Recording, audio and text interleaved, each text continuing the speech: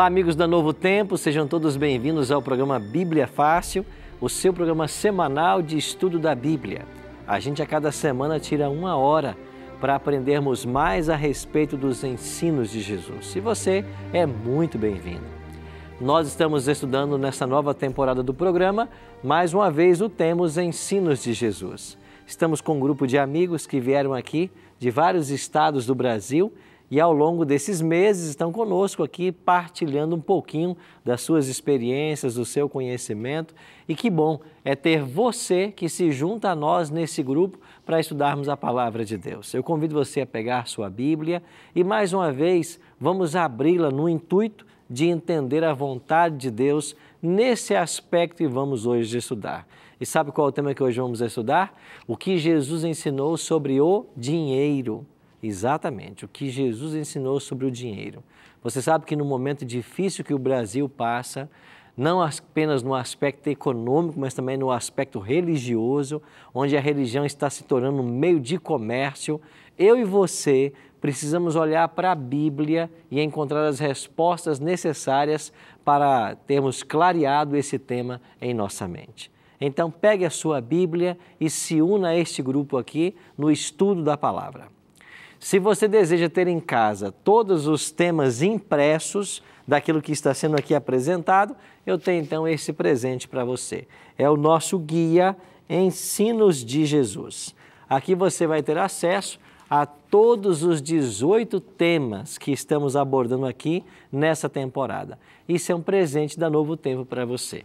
Você pode telefonar para Novo Tempo, o nosso número é 12 21 27 3121. Lembra, ligar em horário comercial, tá bem? Nós temos aqui um grupo de telefonistas que vai estar ali a postos para receber o seu chamado, fazer um cadastro rápido e mandar para a sua casa através dos correios esse guia. Se você quiser agora pedir aí pelo WhatsApp, o nosso número é 12981001615. Basta dizer assim, eu quero o curso Ensinos de Jesus. E nós vamos mandar para você então um link para você preencher os seus dados postais e enviamos para a sua casa. Ou se preferir, acesse a nossa página na internet, novotempo.com/Bíblia Fácil, tá bem? Se você preencher o guia que nós temos no final do impresso, você pode ganhar ainda esse DVD que nós gravamos lá no Israel, Egito e Palestina com imagens da Terra Santa e dos temas ensinados por Jesus. Tudo isso aqui é um presente da Novo Tempo para você. E muito obrigado você que é anjo da esperança e apoia o ministério da Novo Tempo. Se você não é ainda, você pode se tornar um. Basta você acessar a nossa página na internet, anjodaesperanca.com e fazer ali o seu cadastro. Ou, se você preferir, liga para nós em horário comercial. 0 Operadora 12 21 27 30 30, tá bom? 0 Operadora 12 21 27 30 30 e você se torna um parceiro do Anjo da Esperança, apoiando também a Novo Tempo. Quero convidar você agora a tomar a sua Bíblia e junto com este grupo de amigos que estão aqui, juntos vamos olhar mais uma vez para um dos temas ensinados por Jesus. Aqui todos já estão, né? Com suas Bíblias. Vamos então orar, pedindo a bênção de Deus para o estudo mais uma vez? Pai querido, obrigado pelo privilégio de estarmos reunidos mais uma vez para aprendermos da Tua Palavra. Que o Teu bom e Santo Espírito esteja conosco e que nós possamos compreender a Tua vontade nesse aspecto de nossas vidas. É a nossa oração, em nome e por amor de Jesus. Amém. É importantíssimo o tema, relevante, atual, o que Jesus ensinou a respeito do dinheiro. Você sabia que a questão financeira, o dinheiro, foi o segundo tema mais ensinado por Jesus? Jesus só falou mais sobre o reino de Deus e, em segundo lugar, sobre a questão do dinheiro. Então, foi um assunto muito tocado por Jesus. Várias vezes ele fez menção ao tema. E por quê? Porque é um tema relevante. Principalmente no momento em que a gente vive, onde você tem várias igrejas que estão se apropriando, né, da fé ou usando a fé como um instrumento para arrancar dinheiro das pessoas. Então nós precisamos entender bem esse tema. Por outro lado, segundo a palavra de Deus, qual é a nossa responsabilidade como mordomos do Senhor? O que a Bíblia tem a nos ensinar a respeito disso? Então vamos dar uma olhadinha para esse tema e entendermos melhor esse assunto. As pessoas hoje estão buscando de forma insaciável o dinheiro, né? Muitos estão até em detrimento da própria saúde, da família, em busca do dinheiro. Por isso esse tema é tão importante. É o segundo tema mais abordado por Jesus no Evangelho. E vamos começar então falando a respeito do dízimo, que é o tema principal da Bíblia quando se fala em questões financeiras. Vamos ler então Mateus capítulo 23, verso 23. Ai de vós, escribas e fariseus, hipócritas, porque dais o dízimo da hortelã, do endro e do cominho, e tendes negligenciado os preceitos mais importantes da lei, a justiça, a misericórdia e a fé. Devíeis, porém, fazer estas coisas sem omitir aquelas. Cristo está aqui fazendo uma crítica aos líderes da época, porque eles eram estritos dizimistas, mas não exerciam justiça, misericórdia e nem a fé.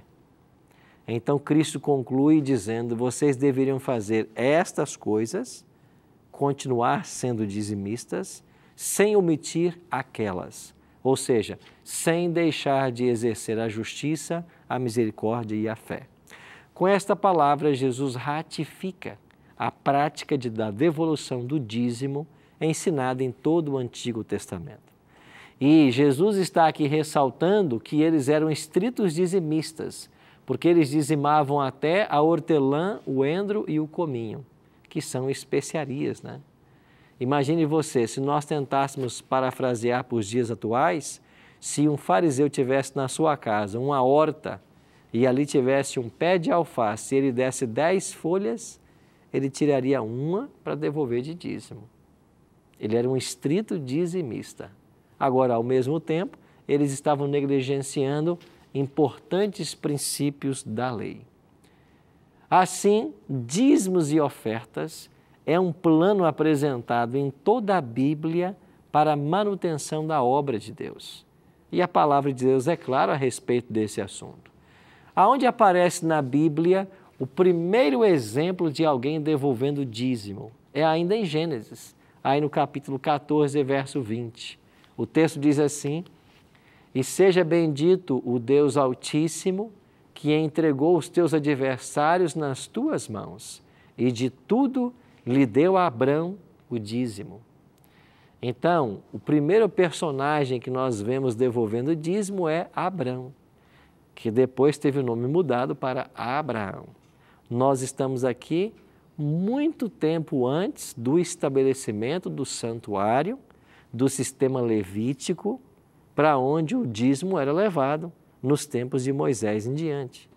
Então, antes mesmo que houvesse lá um sistema do santuário que era alimentado pelos dízimos, já havia a prática da devolução de dízimo. Então, esta é a primeira referência que nós encontramos ainda em Gênesis 14. Como a palavra já diz, dízimo quer dizer a 10ª parte. Então, o princípio bíblico é, de todas as minhas rendas, eu separo 10% para devolver ao Senhor. Esse conceito vai ser apresentado em todas as Escrituras. Deus é o dono de tudo, né? Assim diz o Salmo 24:1, né? Ao Senhor pertence a terra e tudo que nela há. Mas Deus permite que nós administremos 90% do patrimônio que Ele nos confiou. Então, 10% a gente devolve para Deus e Ele nos permite administrar 90%. Agora, no tempo de Israel, o povo vivia basicamente da agricultura e da pecuária. Então, eles traziam os dízimos do gado e do cereal. Era isso que eles traziam até o santuário. E o santuário usava desses recursos para alimentar ali a família dos levitas, que foram separados para ser sacerdotes. Vamos ver como é que esse dízimo era usado lá no Antigo Testamento? Em Números 18, 21, Deus diz: aos filhos de Levi dei todos os dízimos em Israel por herança, pelo serviço que prestam, serviço da tenda da congregação. Aqui eu tenho que fazer uma retrospectiva histórica com vocês, né? Eram 12 as tribos em Israel.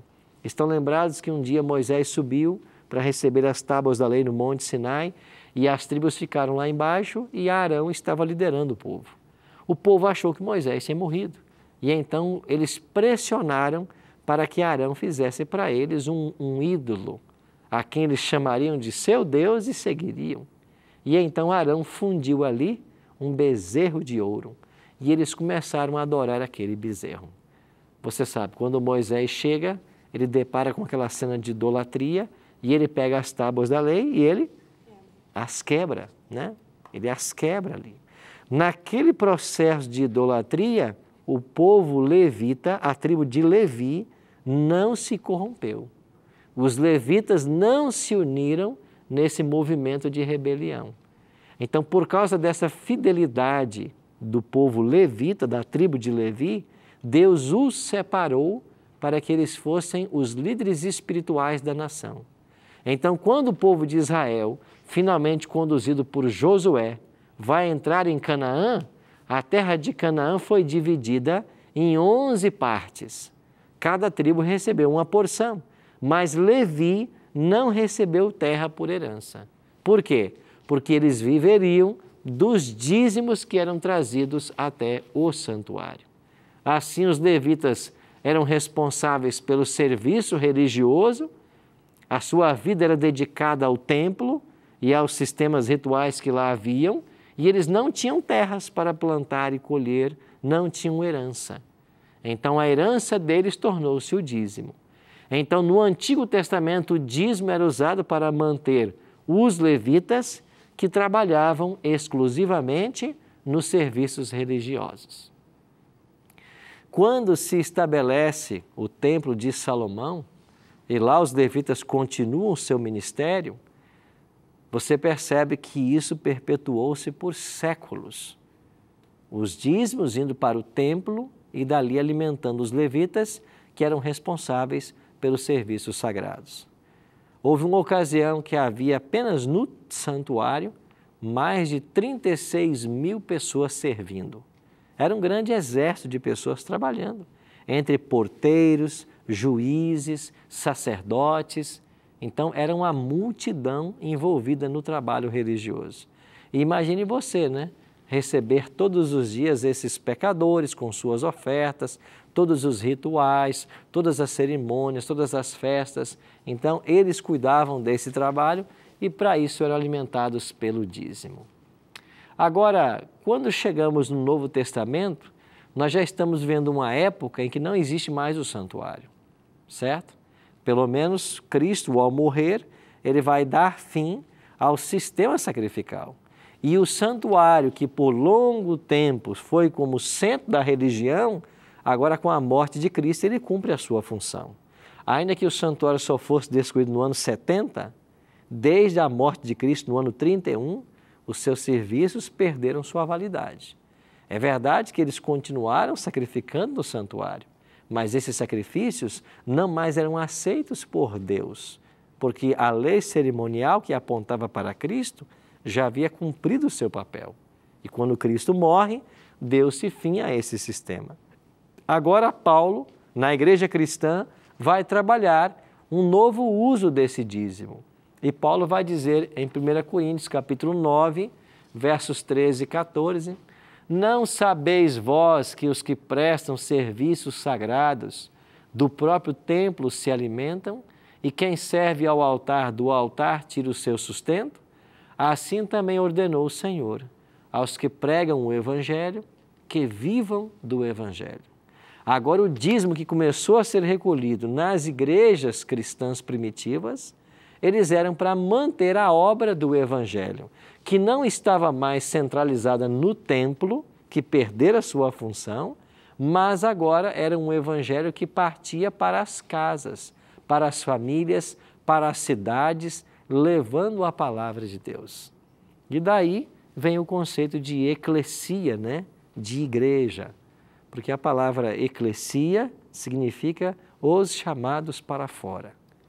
Então, se no Antigo Testamento a missão de Deus era atrair o povo para o santuário, no Novo Testamento a missão de Deus é pegar os crentes e espalhá-los, os chamados para fora.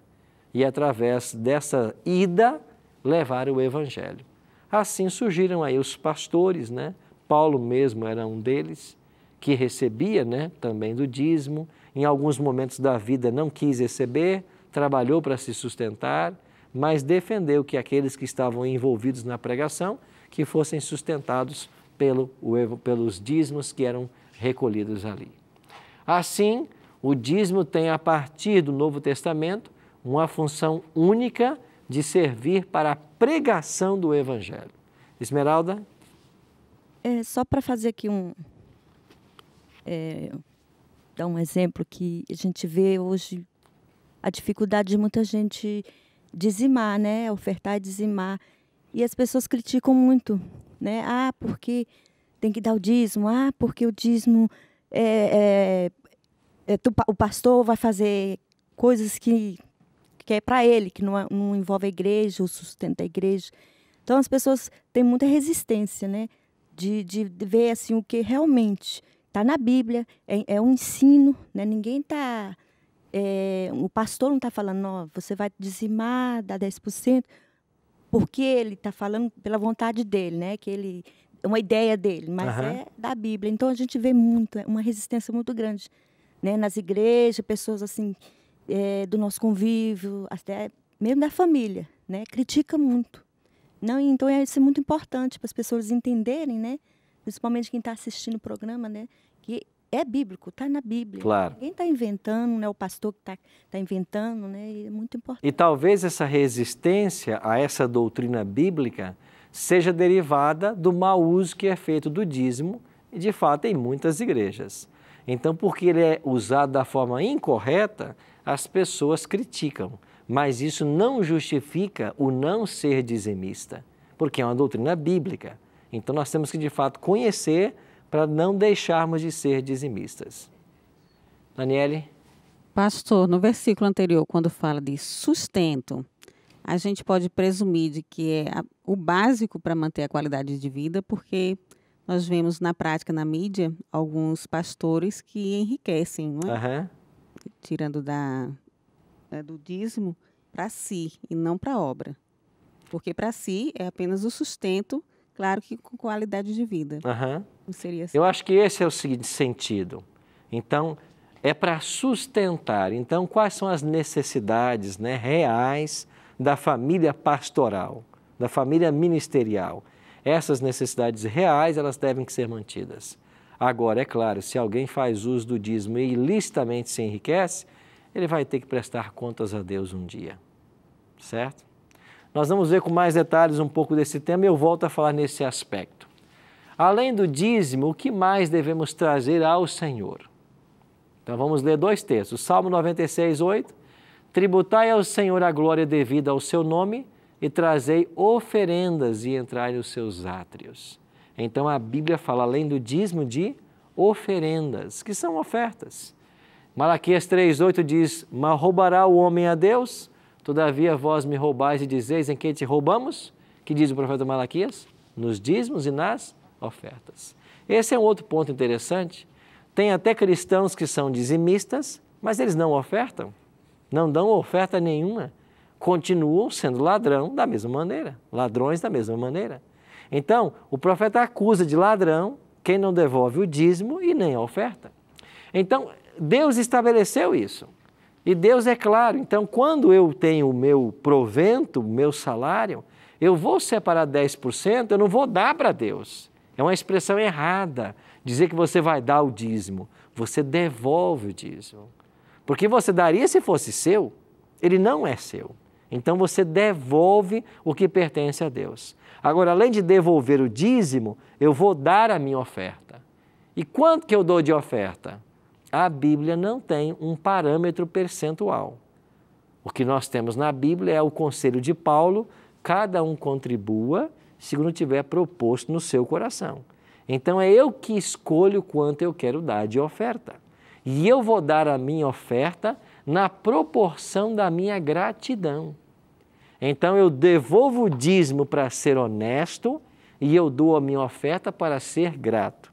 Então o plano financeiro de Deus é isso, dízimo e oferta. O que passar disso é invenção humana. Albérico. Pastor, eu acho e a gente vê falar em todos os lugares que nós passamos, que há uma preocupação muito grande com esse Malaquias 3:8. As pessoas se pegam nesse texto e dizem que não dão dízimo porque Malaquias diz que não é para dar o dízimo. E as pessoas confundem ou então se acomodam com isso aí. Mas é porque as pessoas vêem muitos casos desagradáveis que acontecem nas igrejas, por aí que foi mencionado há poucos instantes atrás. Casos que são desviados, né? Casos que não são feitos com organização, como muitas igrejas são perfeitas, organizadas e tudo é perfeito. E o que é que se vê? Cria um constrangimento. Por exemplo, tem igreja que você vai dar o dízimo, ela menciona, você coloca no envelope, que eu acho que constrange o cristão, coloca no envelope e diz, família de fulano de tal, esse mês não deu. Fulano de tal, esse mês por que não deu, levante-se. E você tem que justificar por que não deu. Então isso é um constrangimento. E as pessoas se pegam nesse texto aí e se apegam aí, dizem, não vou dar dízimo, eu não dou dízimo porque isso aí está indo para... está sendo desviado. Mas isso é uma acomodação. Inconscientemente, na realidade, ele não quer dar. Essa é a grande verdade. Ele não quer dar, ele não tem reconhecer que tudo aquilo que ele tem, tudo aquilo que foi dado por Deus, ele tem que retornar aquilo ali. Porque se amanhã Deus não quiser que ele tenha aquilo, ele também tira. De fato, tudo pertence ao Senhor, né? Nós somos mordomos dele. Mas é verdade que o dízimo muitas vezes é mal aplicado, né? E eu vou falar daqui a pouquinho uma forma que deveria, pelo menos que eu penso que deveria ser usado para se aplicar o dízimo da forma correta. Cíntia? Queria tirar uma dúvida. Assim, o dízimo, eles 10% contam da renda líquida ou bruta?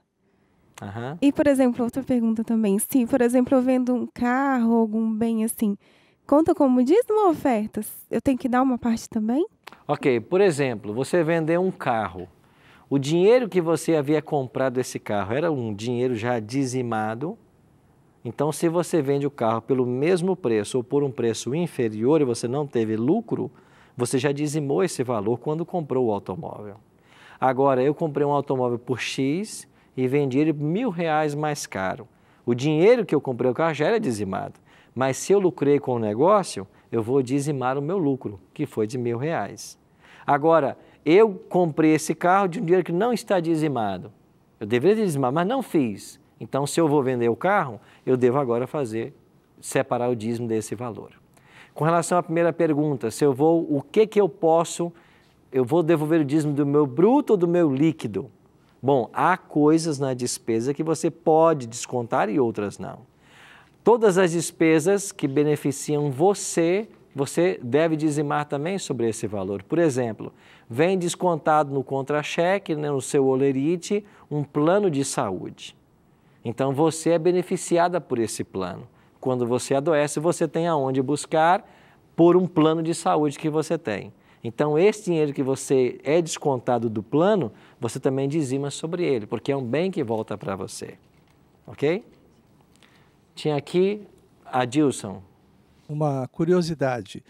Eu poderia pensar assim, eu vou devolver o dízimo na tal denominação religiosa, onde segue, e o que o pastor fizer com ele é problema dele, ele que se entenda com Deus, eu estou fazendo a minha parte. Eu posso pensar nisso ou eu que tenho que fazer esse julgamento? Finalmente, o que vai ser feito com o dízimo, de fato é problema de quem vai mexer com o dízimo. O adorador fez a sua parte.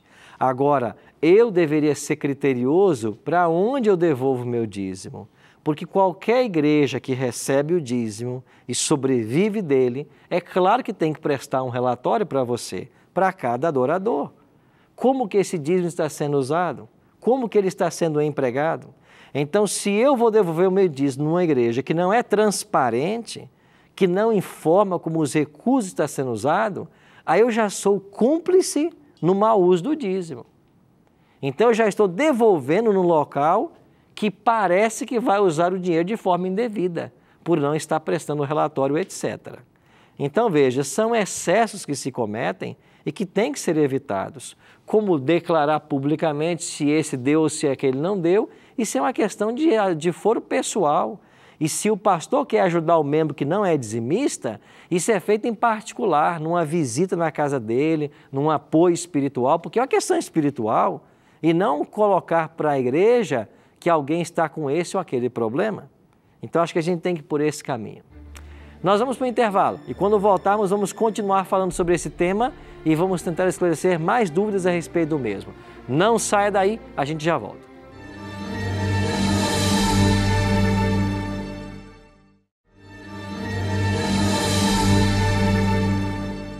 Estamos de volta com o programa Bíblia Fácil, hoje aprendendo o que Jesus ensinou sobre o dinheiro. Estamos discutindo aqui as questões dos dízimos e ofertas, qual a forma correta de se administrar esse recurso, que na Bíblia deve ser dedicado exclusivamente para a pregação do Evangelho.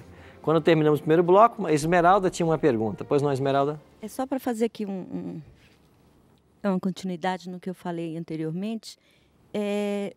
Os membros, né, eles dizimam, as pessoas esquecem, porque tem o servo de Deus, que ele vive para a obra, ele não trabalha. Né? Tem as contas da igreja, tem aluguel, né, água, luz, tem um serviço social. Então, assim, tudo isso é com a contribuição, o dízimo e as ofertas dos irmãos, dos membros. Né? Então, é a importância. E a importância de você acompanhar, né, realmente ali que está sendo, né, investido, empreendido, né, as contas da igreja. Então, as pessoas, para que os irmãos vejam, né, que a igreja, ela sobrevive também com ajuda. Né? Claro. Tem que haver transparência, então, a prestação de contas mensal, né, de tudo que está sendo usado, né, de como está sendo aplicado, etc. É verdade, é isso mesmo. Daniele? Pastor, como já foi dito que realmente é necessário, porque quando nós vamos cultuar ao Senhor, nós estamos ali sentados em bancos que foram comprados com dízimo. Né? O ar-condicionado e a conta de energia para você, para o teu conforto, para o teu bem, para a ação social, para a obra numa extensão, às vezes, internacional, dependendo da igreja que você faz parte. Né? Manutenção de rádio, TV. Então, tudo isso existe um custo. Né? Vai tirar de onde? Então, você está contribuindo com o teu mínimo. Não é? Que 10% seria pequeno. Agora, em relação à interpretação de Malaquias, no capítulo 3, verso 10, diz assim: Trazei todos os dízimos à casa do tesouro para que haja mantimentos na minha casa. E provai-me nisto, diz o Senhor dos Exércitos, se eu não vos abrir as janelas do céu e não derramar sobre vós bênção sem medida. Deus aí pede para que devolva o que ele deu e ainda dá uma recompensa. Né? Interessante essa parte de Malaquias. Só que como o ser humano é falho, e tem outros que tentam tirar proveito da falha, né? da falta de conhecimento, aí tem pessoas que, no lugar do dízimo, vão lá vender geladeira, carro, não é? Uhum. Porque querem receber mais. Não para obra, não para manutenção, não para a salvação de almas, né? Mas sim para receber essas bênçãos que Malaquias está. Acho que foi isso que o Albérico falou da interpretação de Malaquias. Então, as pessoas acabam dando mais, não é? Não do dízimo, mas do que é necessário, inclusive para a sua qualidade de vida, se endividam, não é? Fazem empréstimos até para entregar para a igreja, mas pensando naquela recompensa que está aqui, falando da interpretação. Ou seja, tentando negociar com Deus, né? Uma base de troca. Fernanda? É porque eu aprendi que o dízimo tem que ser devolvido apenas na igreja que eu congrego. Né? E a oferta eu posso dar em outras igrejas. É isso mesmo? Não, nós não temos na Bíblia nenhuma orientação de que aonde você vai devolver o dízimo. A base é a casa do Senhor, né? A casa do tesouro. No passado era o próprio santuário onde recebia, havia ali um local para se acumular, né, o cereal e tudo mais. Hoje, eu entendo que eu devo devolver o dízimo e a oferta na igreja que eu congrego, certo? Agora, eu posso devolver meu dízimo em qualquer igreja que seja confiável, onde haja transparência na administração dos recursos, né? Aonde eu vou devolver o dízimo, eu tenho que ter certeza que esse dinheiro está sendo usado para a pregação do Evangelho. Acho que esse é o critério. Então, se lá o dinheiro está sendo usado da forma correta, é um bom local para se devolver. Ok? Como que a gente entende que deveria ser melhor usado esse recurso para evitar os excessos tão comuns em nossos dias? O modelo que a Igreja Adventista tem é um modelo muito especial. Por exemplo, os pastores todos são assalariados. Então, o dízimo que é recolhido na igreja, não importa onde o pastor esteja, ele é um assalariado, ele não é o dono do recurso. Aliás, o pastor nem administra os recursos. Tem as pessoas responsáveis por essa administração. Ele é um servidor da igreja e ele é assalariado para isso. Na Igreja Adventista, em qualquer parte do Brasil, o pastor tem o mesmo salário. Então, de norte a sul, ele é um assalariado. Ele pode estar cuidando aqui em São Paulo de uma igreja de 3 mil membros, o salário dele é o mesmo daquele pastor que está lá no Amazonas, cuidando de uma igreja no meio de uma tribo indígena com 50 membros. É o mesmo salário. Então, a igreja entende que os pastores estão a serviço da igreja. Eles não são o dono da igreja. Então, os pastores são assalariados e outro detalhe, para estarem 24 horas à disposição da igreja. Então, o tempo que nós temos é o tempo para a igreja. Não é permitido ao pastor que ele trabalhe numa empresa como funcionário e também trabalhe como pastor na igreja e receba o dízimo e um outro salário. Nós chamamos isso conflito de interesse. Então, nós somos servidores de dedicação exclusiva. O nosso tempo integral é voltado para a igreja, para aquilo que a igreja nos colocou nas mãos. E nós não somos donos de nada. Então, o pastor adventista, se ele quiser vender um banco da igreja, ele não consegue, porque não é dele. Então, a igreja adventista, com essa filosofia, todo o recurso que entra, ela destina exclusivamente para a manutenção do ministério e para a pregação do evangelho, diretamente pregação do evangelho. Então, parte do dízimo que é recolhido no Brasil inteiro vai para ajudar a pagar, por exemplo, as mensalidades que a Novo Tempo tem aí nos canais de TVs pagas. Você que está assistindo a gente aí numa parabólica, por exemplo, para estarmos na parabólica, pagamos uma mensalidade para que o sinal chegue até você. Esse é um percentual do dízimo que é usado para isso. Se você está nos assistindo numa geradora de canal aberto, numa TV de canal aberto aí na sua cidade, como temos aqui em São Paulo, uma TV aberta, é porque a igreja usou o dízimo para comprar esse canal aberto aí, para levar o evangelho. E você percebeu que aqui nem comercial nós temos? Nós não oferecemos produtos aqui, bancos, empresas, nós não temos comerciais para isso. Porque nós entendemos de que a igreja vai manter a Novo Tempo com o recurso dos dízimos e com o apoio dos anjos da esperança. Então, é assim que a igreja trabalha. Os cursos que nós oferecemos aqui gratuitamente, como eu acabei de oferecer no primeiro bloco, nós enviamos por dia aqui mais de 1000 estudos bíblicos, sem cobrar R$1 por isso, porque isso é um recurso do dízimo que está sendo usado para pregar o evangelho.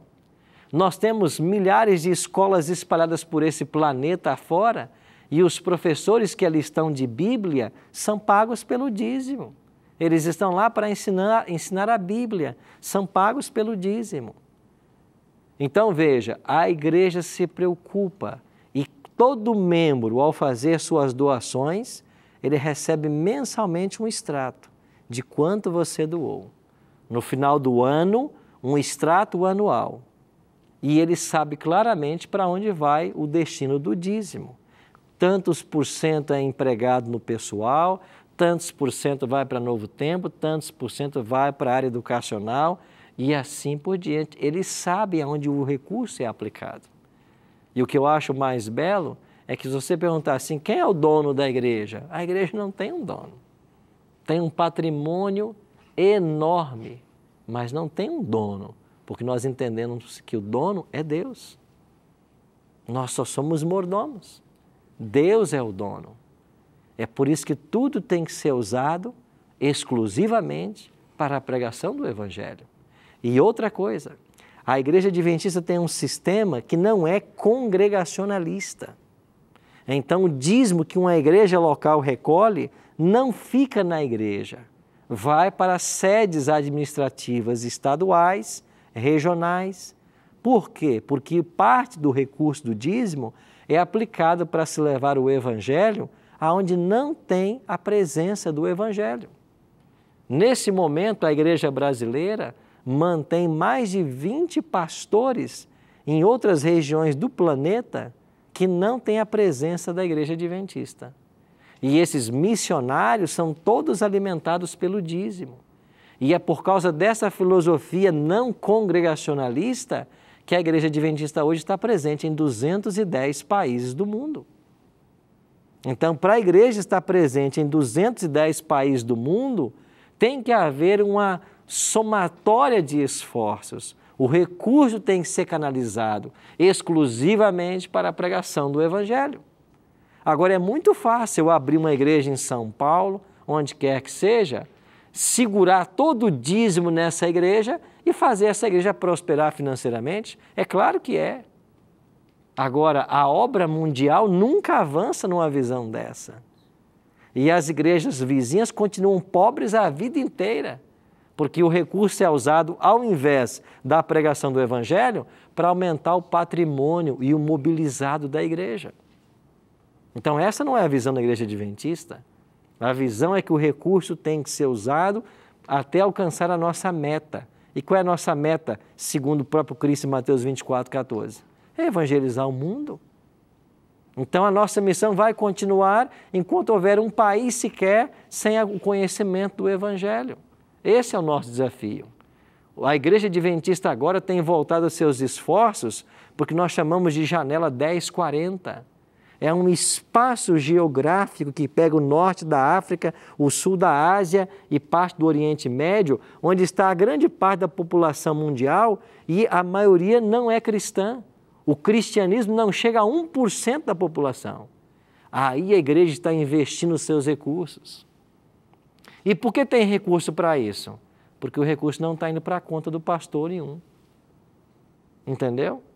Agora, toda vez que você pega o recurso e põe na conta do pastor e enriquece, torna esse pastor um milionário, é claro que vai faltar dinheiro para você ir lá para a África, ir lá para a Ásia, ir lá para os países muçulmanos. Não vai ter recurso, porque ele foi mal distribuído. Então, o conselho que eu tenho para você hoje é muito simples. Você deve ser dizimista, deve ser ofertante. Agora, aonde você vai devolver o seu dízimo? Assegure-se de que essa igreja é transparente na administração do recurso. Assegure que esse dinheiro está sendo usado exclusivamente para a pregação do Evangelho. Porque se você sabe que a dinheiro está desviando os recursos, se você sabe que a igreja não está aplicando ele da forma correta e você continua devolvendo, você pode se tornar cúmplice do erro que a igreja está cometendo. Então tem que haver transparência na causa de Deus. Claro que tem que haver. É assim que a palavra de Deus nos orienta, certo? Sim, amiga.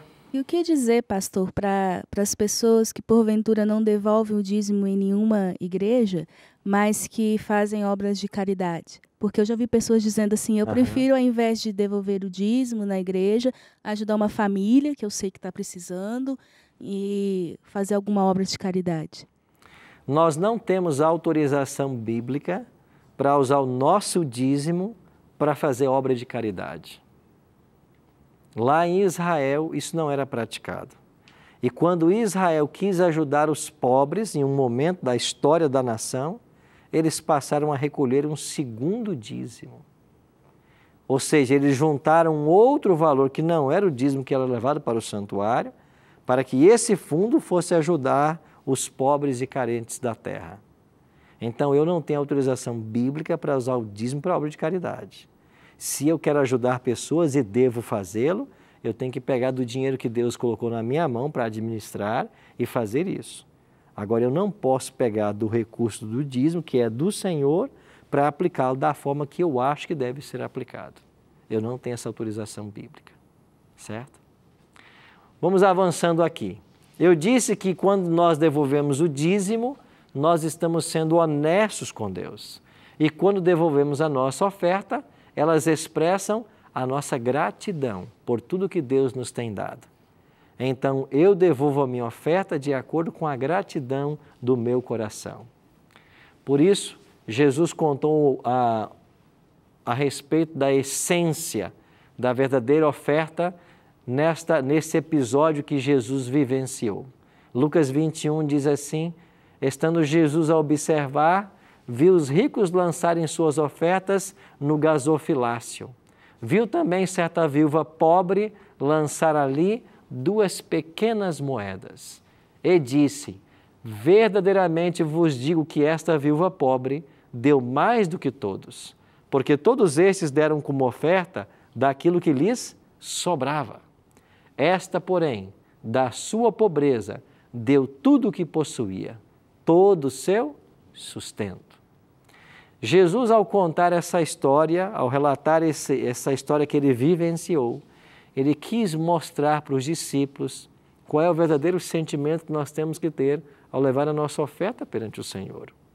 É um sentimento de gratidão, de reconhecimento, que tudo que nós temos e somos pertence ao Senhor. E se Deus nos permitiu administrar alguma coisa nessa terra, Ele espera que nós sejamos mordomos fiéis disso. Se formos para o Antigo Testamento, Deus disse claramente para a nação de Israel: não digas que foi a tua sabedoria, né? A tua capacidade que te deu condições de adquirir as riquezas. Antes, te lembrarás do Senhor teu Deus, que Ele é bondoso contigo, né? Ele que te dá sabedoria, Ele que te dá força para você adquirir a riqueza. É Deus que nos deu os talentos, os dons, as habilidades, para nós termos uma atividade, um trabalho, para termos o recurso. Então não tenho que achar que isso é meu. Infelizmente, hoje você tem pessoas que administram o seu dinheiro achando que ele é dono exclusivo daquilo e nada deve a Deus. Bom, infelizmente, muitos vão compreender apenas muito tarde essa verdade, ou talvez terão que perder tudo o que têm para entender que há um Deus no céu que é o dono de tudo. Então, o grande problema hoje é que as pessoas estão amando e idolatrando o dinheiro. E o que Jesus falou sobre essa questão? Que o dinheiro o amor ao dinheiro é a raiz de todos os males. O amor ao dinheiro. O amor ao dinheiro é a raiz de todos os males. Que sentimento devemos ter ao entregar nossos dízimos e ofertas? Paulo diz assim: cada um contribua segundo tiver proposto no coração, não com tristeza ou por necessidade, porque Deus ama a quem dá com alegria.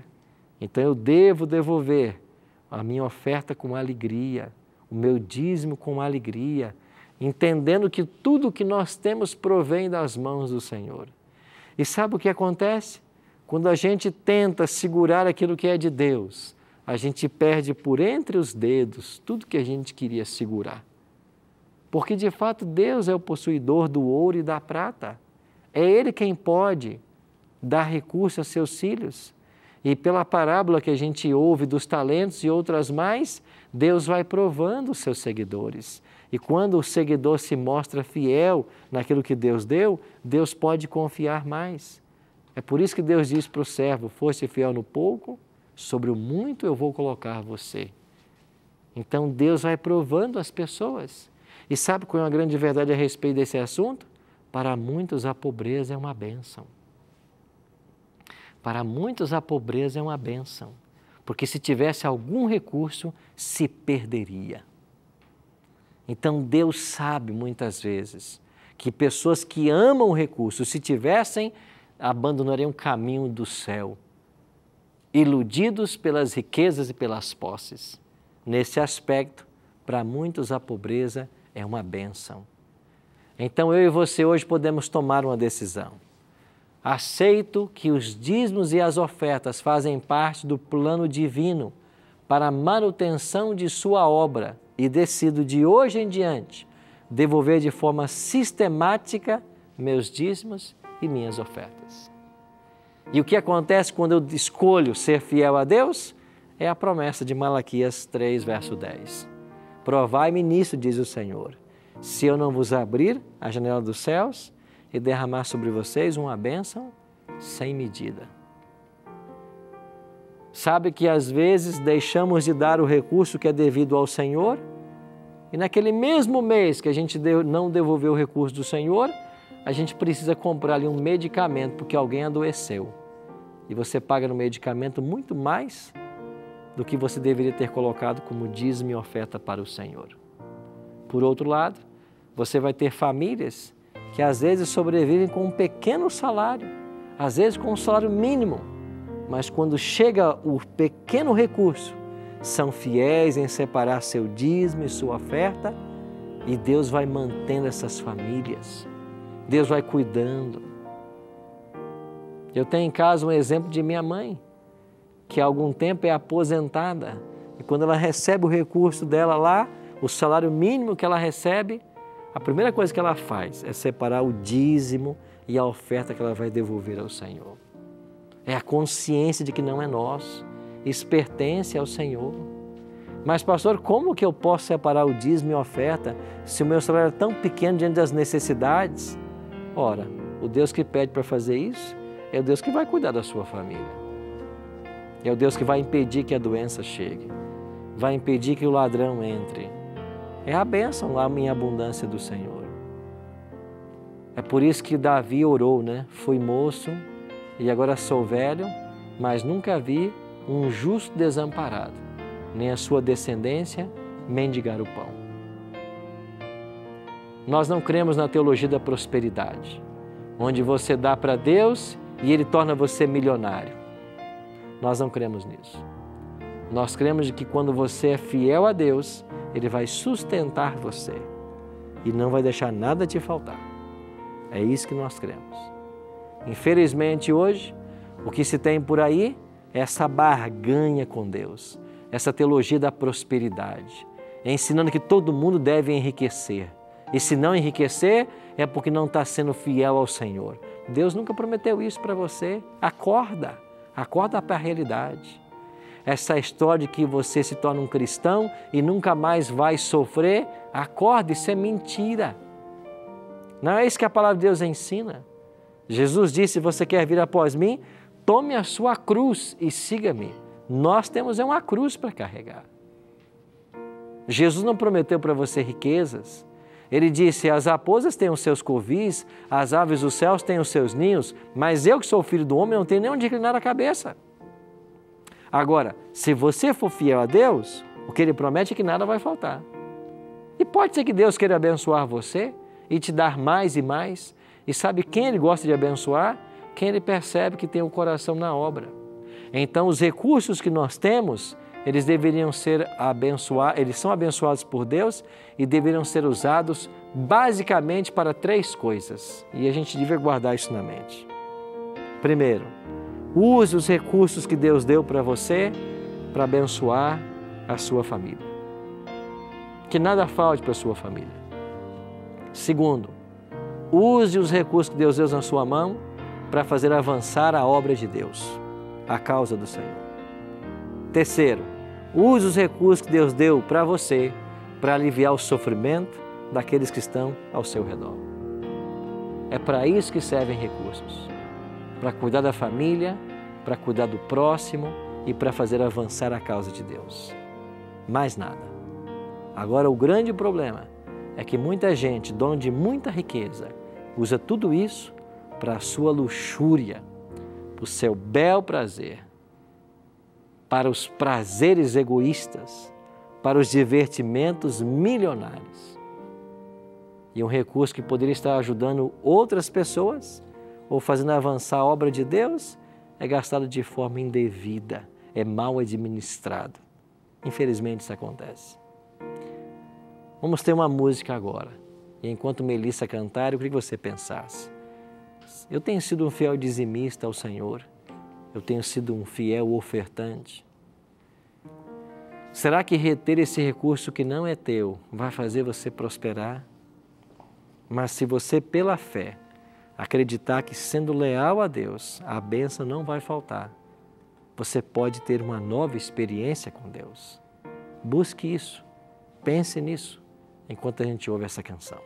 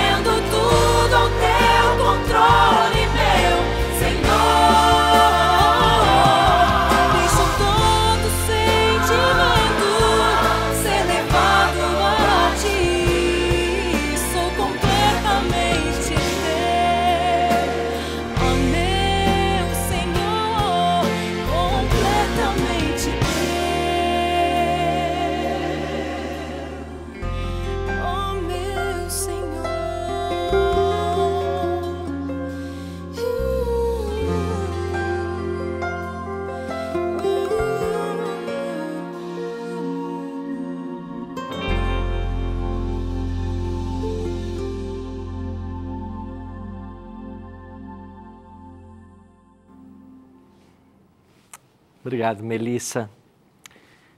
Esta deve ser a minha e a sua oração. Toma-me completamente, sou teu, Senhor.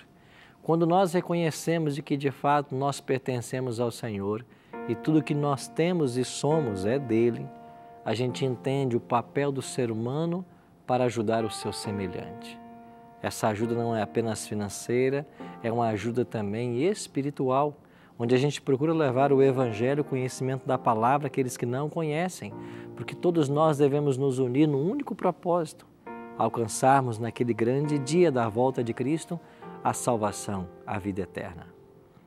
E os recursos que Deus coloca em nossas mãos podem ser usados para isso, para abençoar outras vidas, alcançar outras pessoas. Você conhece muito bem a história de Oskar Schindler. Eu visitei sua sepultura em Israel. Um homem a quem usou os seus recursos para salvar vidas. E ele salvou centenas de vidas. Tudo que ele tinha, ele vendeu, para que ele pudesse comprar o direito para que outros judeus vivessem. E eu fico pensando que exemplo, ele deixou. E nós podemos também usar dos recursos que temos para ajudar, não apenas livrar as pessoas, como ele fez, da morte iminente, mas da morte eterna. E é para isso que o dízimo é usado, para alertar as pessoas de que Jesus está voltando, de que existe um céu a ser alcançado e uma morte eterna a ser evitada. É por isso que Deus deixou em sua palavra um sistema financeiro, porque a obra de Deus não pode parar, ela vai avançar. E eu e você temos o privilégio de sermos instrumentos de Deus, de podermos ajudar de alguma forma, com os nossos recursos, com os nossos talentos, fazendo avançar o reino de Deus e mais pessoas sendo alcançadas. Por isso que Deus abençoe a todos nós e que hoje façamos a escolha certa em sermos fiéis e honestos com o Senhor. E certamente as janelas do céu serão abertas e nada vai nos faltar. Vamos orar por isso? Pai Santo, obrigado pelas promessas da Tua palavra. Obrigado por sabermos que o Senhor é o dono da prata e do ouro, deste planeta e de tudo que ele contém. Nós queremos ser Teus mordomos.